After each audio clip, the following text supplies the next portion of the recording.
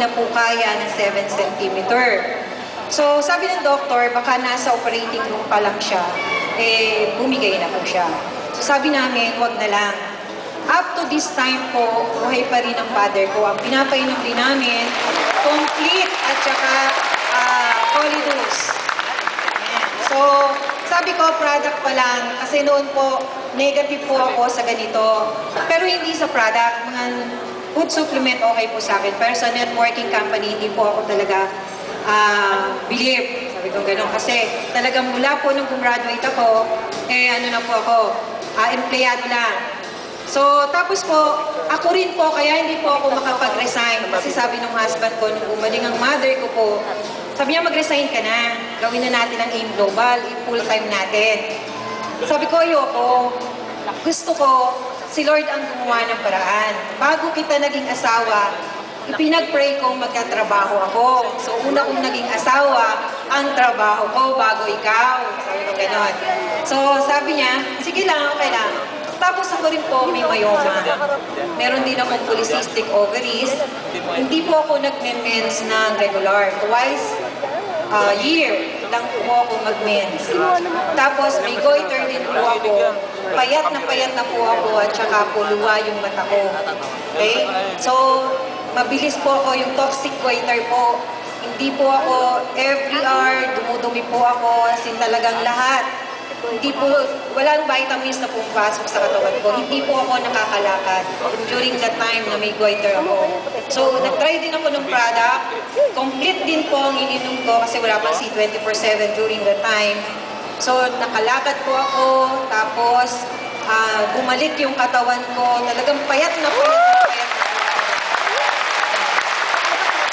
So, lately lang, sa pamilya namin, yung husband ko, si Mr. Mandy Pua, January 2011, na mild stroke po siya.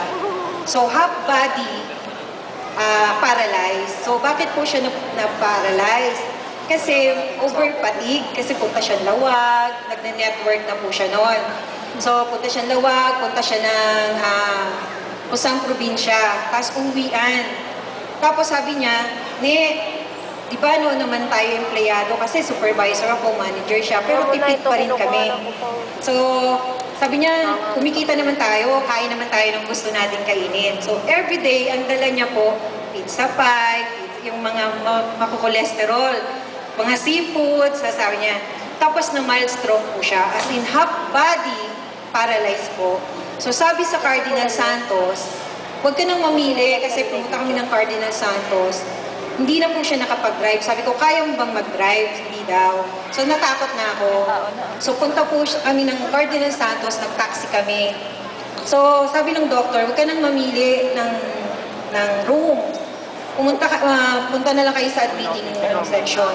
Before po kami pumunta ng admitting section, talaga pong hindi na po siya lahat, half body na, hindi na siya nakakalakad, hindi na siya nakakagrip, wala na siyang pakiramdam yung half body niya. Tapos sabi ko, sige, in-admit ko, tumawag lang kami na isa namin partner, sabi ko, pakibantayan naman si upline. Uwi po agad ako ng Pasig, kasi sa Pasig kami po nakatira. So, nakasalubong ko po si Up Mylene. Up, nasa hospital si Mandy ng mild stroke. Sabi niya, ate, painom mo sa kanya complete at saka Polydose. Talaga pong pinainom ko siya ng complete every 3 hours, 3 capsule, tsaka Polydose. Alam niyo po ba, talagang, sabi nga kasi lagi ko pong nakikita sa na-stroke, di ba nasa hospital na na-stroke pa uli? So kailangan po pala talaga mayroong pang neutralize sa loob ng katawan. Meron tayong panglaban or pampalakas sa loob ng katawan natin. Kasi bakit nasa hospital na na-stroke pa rin sila, di ba? Sa awa po ni Lord, 2 days lang po kami, walang lumala sa kanya. Kamantalang dapat nasa ICU siya. So 2 days lang po, pinalabas kami ng doktor. Wala po talagang lumala sa kanya. Kaya sabi ko, thank you Lord. Thank you sa AIM Global. Thank you sa product ng AIM Global. At the same time po, talagang 2 months nakapag-drive po ulit siya kasi hindi po siya nakakagrip ng any small items. Kahit po baso, wala po siya nakahawakan. So during that time talaga sabi ko, bago lang po yung kotse na binigay sa akin nung December 2010. Hindi po ako marunong mag-drive. So sabi ko, dalawa yung kotse namin. Hindi naman po ako marunong mag-drive. Talaga po isinasauli ko po sa Kia Motors yung kotse na pangalawa, yung pula.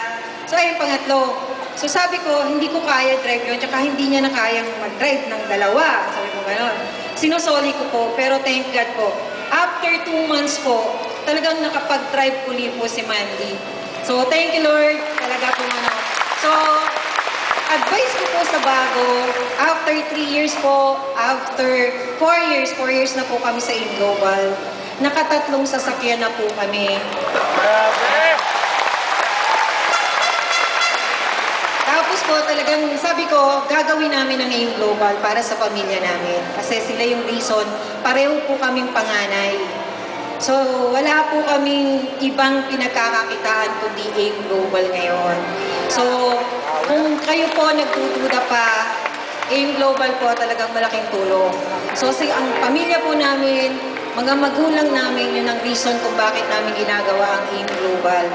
So dati po, nakikitulog lang ako sa upline ko, si upline Ana ng condominium, sa condominium niya. Ngayon po, meron na rin po kaming sariling condo dito rin po sa Ortigas.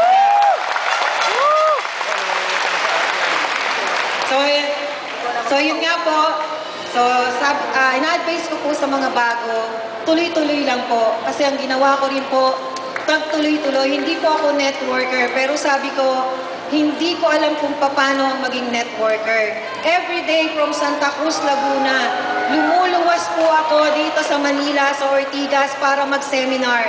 Kaya kung malapit lang po kayo, hindi po kayo kasing layo ng Santa Cruz, Laguna, magpabalik-balik po kayo at mag-aral po kayo. Grabe!